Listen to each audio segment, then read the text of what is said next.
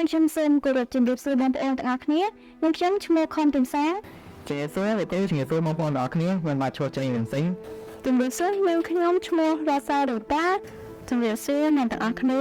និងខ្ញុំឈ្មោះរ៉ាសានូតាចាជាបឋមសិស្សក្រុមងារសូគ្រូនិង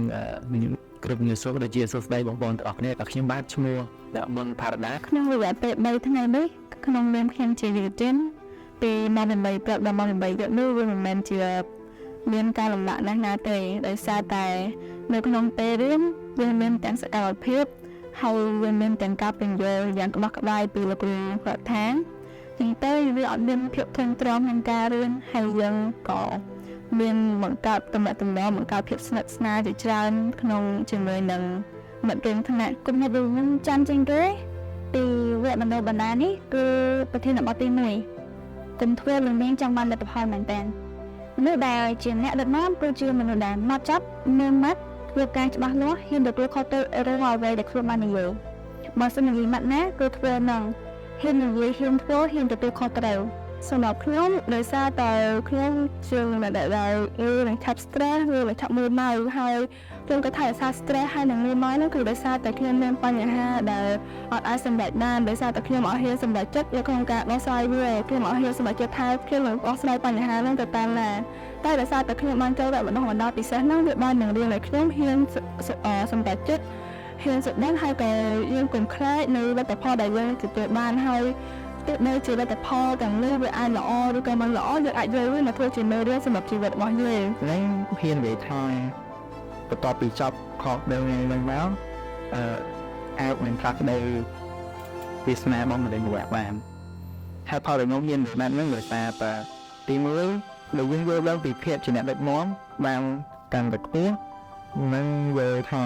អ្នកដឹកនាំគឺជាមនុស្សល្អហើយមានសមត្ថភាពចឹងជាមួយគំនិតដែលខ្ញុំទទួលបានពីលោកគ្រូរយៈពេល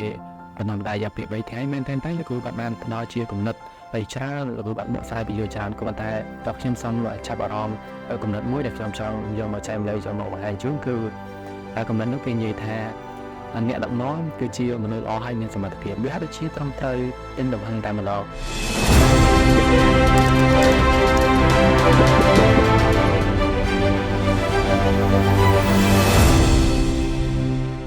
សម្រាប់ខ្ញុំសកម្មភាពនៃការសិក្សានេះគឺដាក់ចប់ក្នុងចិត្តជាងគេគឺការចាត់ដៃគ្នាសហការសូរយៈពេលសិក្សា3ថ្ងៃពេញហ្នឹងគឺគំនិតដែលខ្ញុំចាំជាងគេបំផុតហ្នឹងគឺអ្វីៗទាំងយ៉ាងគឺដោយសារខ្ញុំគឺជារូបភាពអ្វីគ្រប់យ៉ាងទាំងអស់ដោយសារតែវិញទទួលបានប្រធានបទមួយហ្នឹងដើម្បីបានបទ file ចំណេះតាមការហើយជាប្រធានបទមួយដែលជា assignment មួយសម្រាប់ជីវិតខ្ញុំផ្ទាល់ហ្មងគ្រប់យ៉ាងសម្រាប់ខ្ញុំផ្ទាល់ហើយក៏សម្រាប់គ្រប់គ្នាដែរខ្ញុំនិយាយថាបន្តបើសិនដែលមនុស្សគ្រប់គ្នានៅក្នុងប្រទេសខ្មែរនេះបានតែរៀននៅតាមបណ្ដុះបណ្ដាលពិសេសនេះក្នុងរយៈពេល3ថ្ងៃហ្នឹងគឺពួកគាត់ទាំងអស់នឹងអាចអភិវឌ្ឍនូវភាពជាអ្នកដឹកនាំនៅក្នុងខ្លួនអាចនឹងចេះសម្របឬនៅចេះសម្ដែងមួយគ្នាហើយទោះជាមានការឆ្លុះប្រកែកគ្នាក៏គាត់នឹងអាចនិយាយថាគាត់ថាវាគ្រាន់តែជា miscommunication ក្រៅពីបានបញ្ចប់វគ្គបណ្ដុះបណ្ដាល3ថ្ងៃនេះហើយវាថាខ្ញុំមានគំនិតថ្មីដែលជាមានគោលដៅស្អាតលាស់វាសម្រាប់ខ្លួនឯងដែរក្នុងរយៈពេលនេះដែលគំនិតថ្មីនេះគឺខ្ញុំនឹងអភិវឌ្ឍខ្លួនឯងអត់ឆាច់ឆោជាមួយនឹង20មេចំណុចនៃភាពជាអ្នកដឹកនាំហើយគោលដៅច្បាស់លាស់នេះគឺខ្ញុំនឹងខិតខំរៀន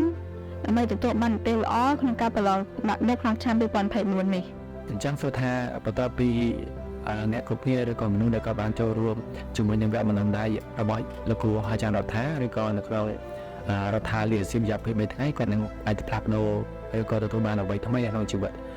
ខ្ញុំហ៊ាននិយាយថាបើគាត់ចូលរួមបានពេញលេញតែគាត់នឹងទទួលបានអ្វីថ្មីសម្រាប់ជីវិតឬក៏អាចនឹងមានរបត់មួយនៃការផ្លាស់ប្ដូរជីវិតរបស់គាត់បន្ទាប់ពីបញ្ចប់វគ្គបណ្ដុះបណ្ដាលនេះ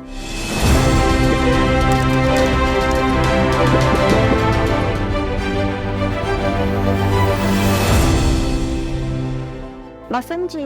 មនុស្សគ្រប់គ្នាបានចូលរៀនវគ្គសិក្សានេះ ខ្ញុំគិតថាប្រទេសជាតិនឹងងាយស្រួលក្នុងការអភិវឌ្ឍនៅក្នុងវគ្គនេះគឺជាវគ្គសិក្សាមួយដែលផ្ដោតទៅលើមនុស្សល្អហើយមានសមត្ថភាពអញ្ចឹងបើសិនជាប្រទេសជាតិ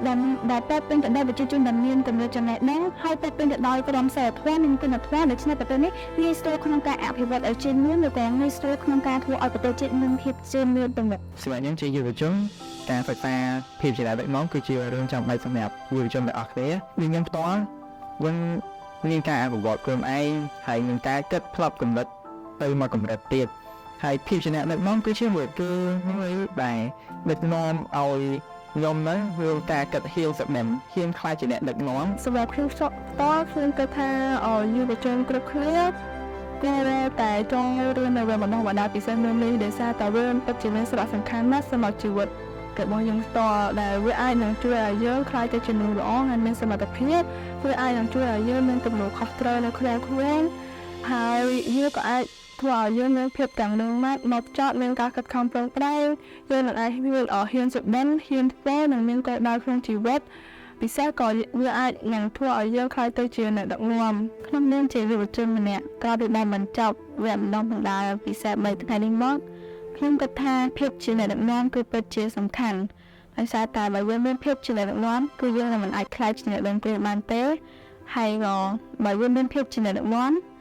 គឺយើងនឹងអាចដឹកនាំខ្លួនឯងបានហើយក៏អាចឈានទៅរកការដឹកនាំគ្រួសារយើងបានដឹកនាំស្ថាប័នយើងបានហើយក៏ដូចជាដឹកនាំសង្គមយើងបានឲ្យកាន់តែមានភាពរីកចម្រើននិងរុងរឿងជាសាររបស់ខ្ញុំជឿទៅយុវជនទាំងអស់គ្នាអញ្ចឹងយុវជនទាំងអស់គ្នាគួរតែចូលរៀនគួរតែឆ្លងកាត់វគ្គបណ្ដុះបណ្ដាលដល់ក្រោយ Leadership for All ជាមួយនៅលោកគ្រូអាចារ្យរដ្ឋាព្រោះថាយុវជននោះគឺជាកម្លាំងស្នងនៃសង្គមហើយយុវជនគឺជាមនុស្សដែលមានសក្តានុពល